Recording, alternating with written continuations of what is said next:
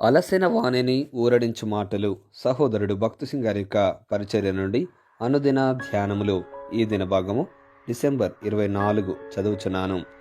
మనలను ప్రేమించిన వాని ద్వారా మనము వీటన్నిటిలో అత్యధిక విజయము పొందుచున్నాము. రోమాపత్రిక 8వ అధ్యాయము 37వ వచనము.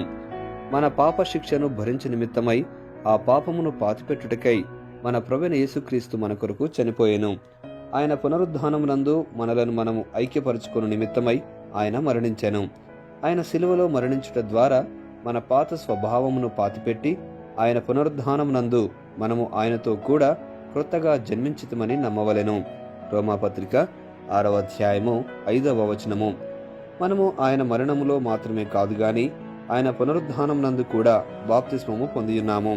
మన ప్రభువును సమాధి నుండి లేపిన మహిమగల శక్తి మనలో ప్రవేశించి కార్యము చేయును.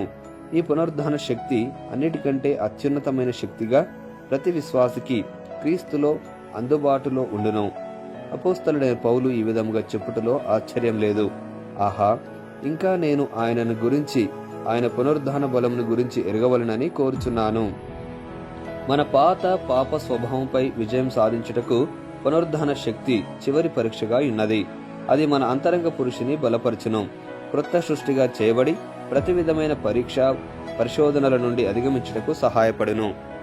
కాబట్టి పునరుద్ధాన శక్తి ప్రతి దినము ప్రతి అవసరతలో విశ్వాసం ద్వారా కోరుకొనవలెను. అయితే హెచ్చరిక తీసుకొనుము. ఉద్దేశపూర్వకముగా శోధనలో పడిపోయి ప్రభువును సహాయం చేయమని వేడుకొనకము.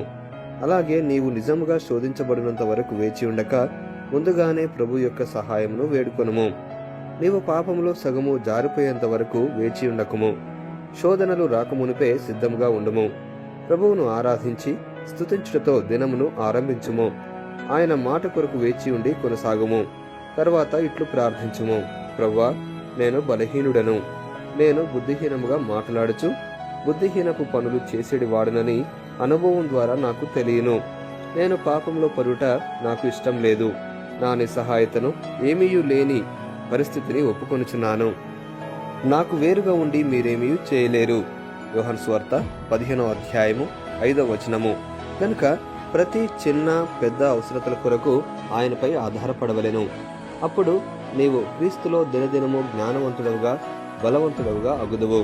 విజయవంతమైన జీవితమును జీవించు నిమిత్తమై లోక సంబంధమైన జ్ఞానమును గాని శరీర సంబంధమైన ఆయుధములను గాని ఉపయోగించకూడదు.